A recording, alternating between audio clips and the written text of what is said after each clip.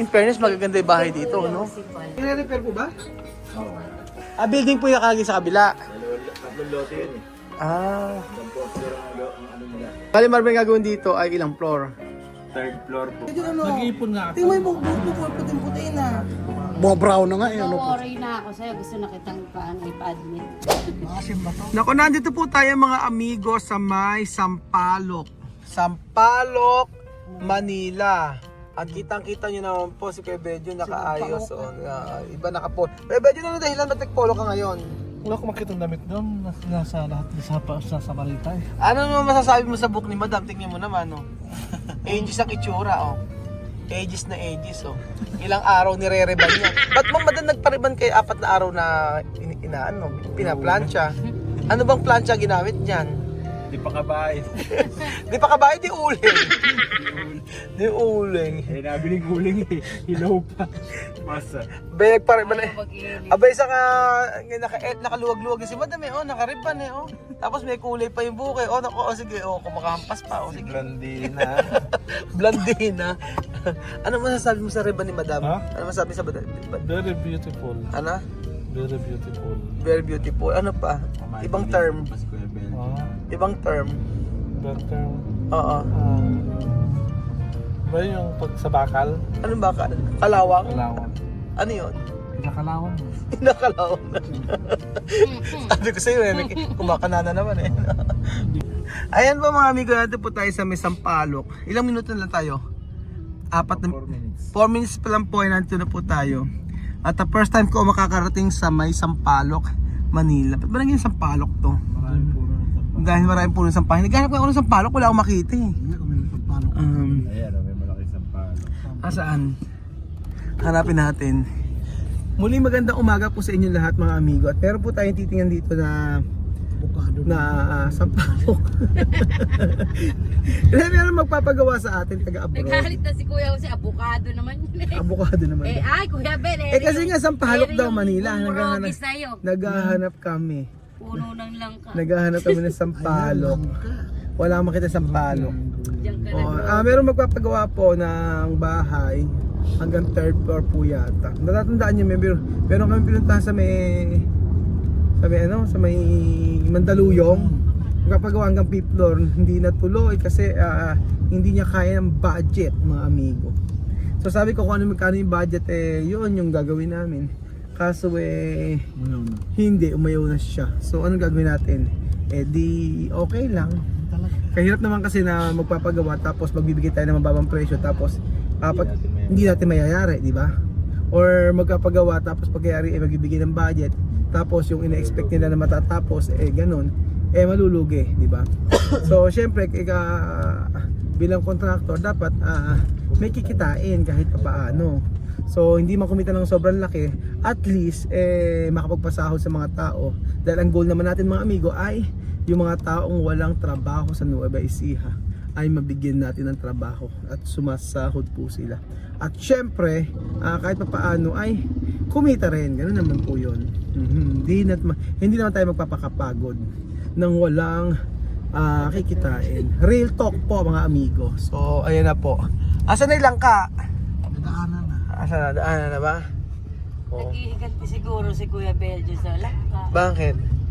Nakakakita ng langka, papuputol daw. Pabubotol daw. Bakit ba? Ano ba nangyari sa Blanca? Nabagsakan? Kung di siya nabagsakan, di siya Ayun, sa nagalit. palo. Ayun, sampalo. Kasi Sampaloc. Ito. Ayun, may Sampaloc po mga amigo. Ayan o. Sampaloc. May bunga siya. So nandito na po tayo mga amigo at syempre ang inaabangan ko po yung holding hands nilang dalawa habang si Madam po ay naka-crop top. Jose Benaventura daw. In fairness, magaganda yung bahay dito, no? Kasi pala. Oo, Jose Benaventura daw. Ayan po mga amigo, natin po tayo sa may barangay Sampaloc sa may Bataan. So goodbye, pasok! Ayan, dito ako magpapagawa. Aha, Yan, ang bahay. yan. So, doon daw sila lilipat sa may kapila. Ito ba? Ayan, yan ba yan? Yan pa yan? Pasok po kayo. So goodbye, Ito pasok. po gagawin. Oo, ito i-repair eh. Ito yung, i-repair po ba? Oo. Renovate pala. Akala ko babagbagin. Hindi. Ipapa-step po yata. Kasi walang slab to. Tayo ano ba yung babaw na ito? Kahoy po. Kahoy. Pero may biga po ito sa poste. Dito lang poste lang, walang bigas sa dito. Wala po biga. Sila sa gilid. Ganito pala. Akala ko po walang laman. Ay, as in, Tapos tayo ano to, paupahan o hindi? Paupahan din niya. Apartment Para type mabawi po. yung gastos. sabi po niya hanggang third floor daw po eh. Kaya ba, kayanin pa ng budget. Ay, hindi ko po alam sa kanya. I-check daw po namin sa second floor hanggang third floor. Ganun. Ilan square Walang meter bigas. biga? 37.5 to eh. 37.5. Dito. Hanggang dito siya, kaya lang dito gagawing hagdanan sa dito sa Ipa-check natin. Yan po isa ganyan tayo yung pader. Tsaka niya yun. Tapos hanggang dito po sa pader. Oo. Yun na sagad. Yung kabila po iba na bahay nun? Opo, wala na. Panay kayo sa Panay na po. Kabilang street na po. Pero may bahay po nakalagay. Opo, meron. building. Building po yung nakalagay sa kabila. Tatlong lote yun eh. Hanggang 4 floor ang ano nila. Tapos tayo pwede sumagad sa pader. Oo, pwede. Pwede sumagal. Ito lang ang open kasi daanin.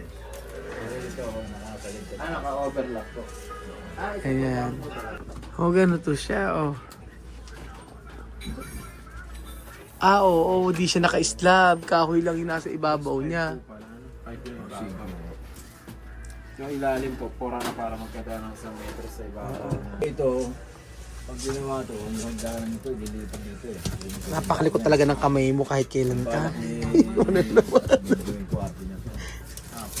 Ay, wag ka, may yelo, Ang kalalabas. Ano? Ang cute ng kamay mo, madamo. Ang gunisa ito. Ano longganisa? Hindi. Ayun natin mo. Parang okra. Okrang bubot. Totoo ba yan, madam? Totoo yung nasa kamay mo? Bahagya. Nako po, halatang bago. Matagal ko na din suot. Ay, ba't ba ganito yung tattoo mo rito? Ano may Sunog yan. Huwag mo na nasunog? Dating pangalan ng asawa mo? Hindi. Sino? Nasunog ba to? May nakalagay. Ang alam ko. Aw-aw? Meow meow. Meow meow. Ay, eto, pwedeng maiuwi. Ay, wag na nakaw. Pwede. Oo, pwedeng mahingi. Baka pwede mahingi na ito. Oo. Ganda-ganda na ito. Tatay, ito ba hindi nyo na... Alam mo, tatapon niyo yata ito. Ibigay nyo na lang sa akin. Ay, di-display ba? Akala ko, hinihingi na ni Kuya Jose eh. Akala ko, itatapon mo na. Kailangan tatapon mo Kasi na. dadalhin na namin. Maganda. Hindi niya itatapon yan. Makulayan yan, maganda yan. Hindi niya itatapon yan. Apo. Tita, siguro kung apartment lang po ito, pwede po siguro gumamit na lang tayo ng mga low cost na materials para hindi na siya masyadong mapamahal. Yung pauupahan nyo lang naman, hindi na siya masyadong high-end na materials. Kasi po, sa tibay po, matibay po. Ang ibig ko lang sabihin po, yung mga ganda lang po. Hindi po siya ganun ka... Kumbaga, nasa middle lang po siya. Hindi po siya super ganda. Hindi naman din po siya mapangit. Kumbaga, nasa lang po siya. Balance lang. Kasi po, pag po ito po, gusto niyo ng magagandang materials, mapapamahal pa po kayo. Pero pagka in the future, Po, pwede naman po. Just in case, gusto niyo pong magdagdag ng mga design, ng mga pwede po yun. Halimbawa po, for example po, yung mga ceiling, pwede po kayo magdagdag ng mga design, yung mga wall, pwede kayo magdagdag ng mga PVC na mga accent, yung ganun po. Sa Pero ano for niya, the meantime po, sa isang pinto niya, may room na yun. Isang room. for the meantime po, siguro po, wag na po muna tayo maglagay ng mga ganong accent kasi po papaupahan nyo lang naman po. Tapos po, ang nakalagay po dito, sa proposal po dito no, basta po sa isang apartment, may 1 bedroom, tapos po may lababo po siya na, tapos may laundry area, saka po isang CR. Ganun po ang magiging proposal natin. Isang room, and then mayroong isang CR na maliit, tapos po may isang lagayan ng washing machine, tapos po may isang lababo po para po sa pagluluto, sa mga gamit po sa kusina. Namatay? Hindi nakapasok siya. Bago, ang, Yung sa taas ba, aakit ka pa para makita mo dito? hindi na po siguro tita kasi po, kung ano naman po yung sukat dito Sa sa baba, baba, yun ganun. din po ang magiging sukat natin sa taas. Same na po. Bali ang hagdanan dyan pa rin Apo, ba? sa gilid po, dito po tinuro po ni tatay. Magkakatapat na po yung hagdan nito and then bawat isang hagdan po may room, may ano po, may main door siya para sa room. Apo.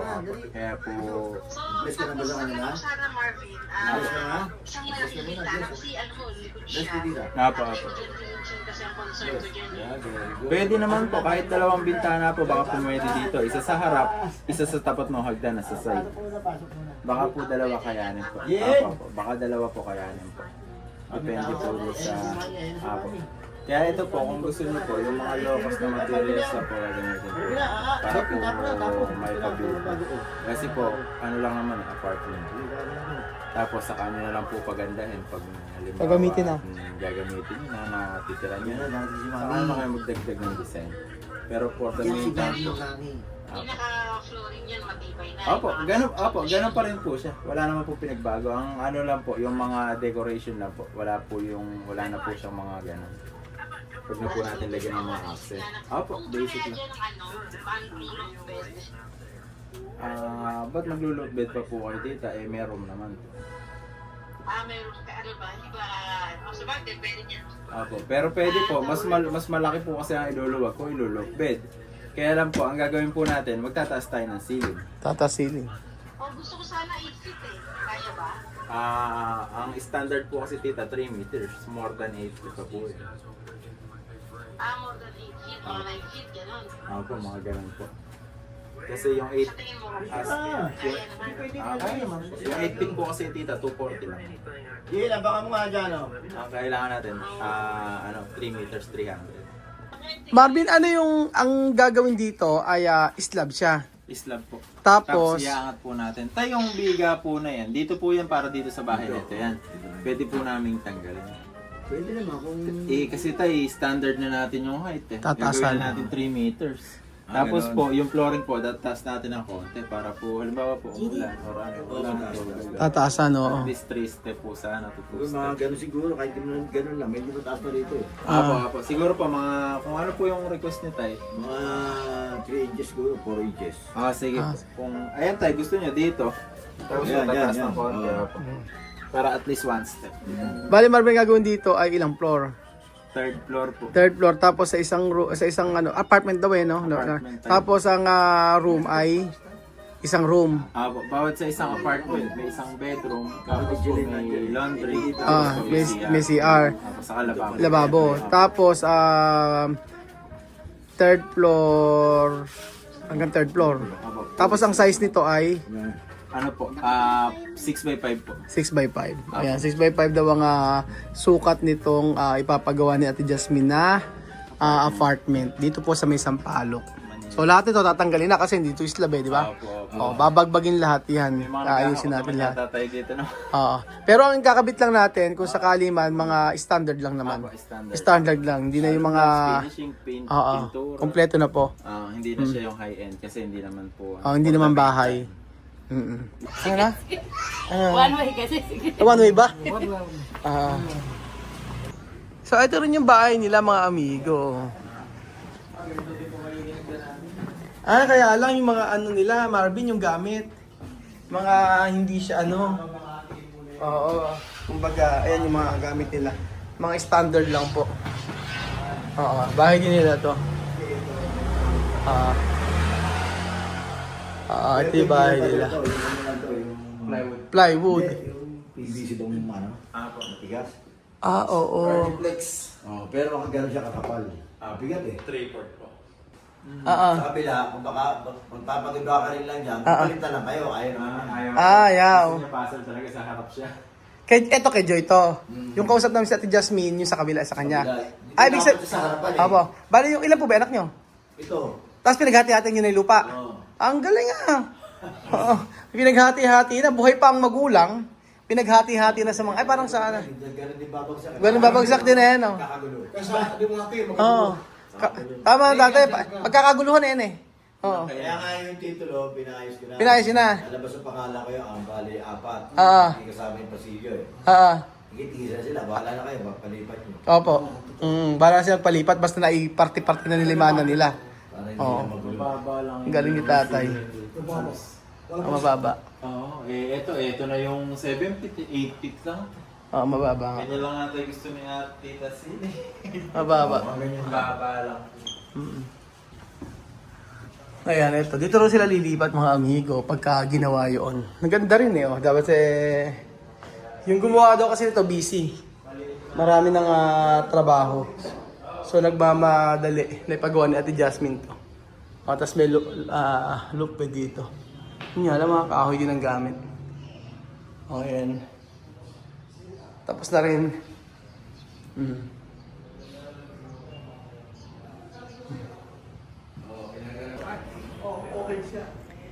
Pinatawag ko kayong lahat. Pinatawag ko ang lahat. Meron tayong meeting.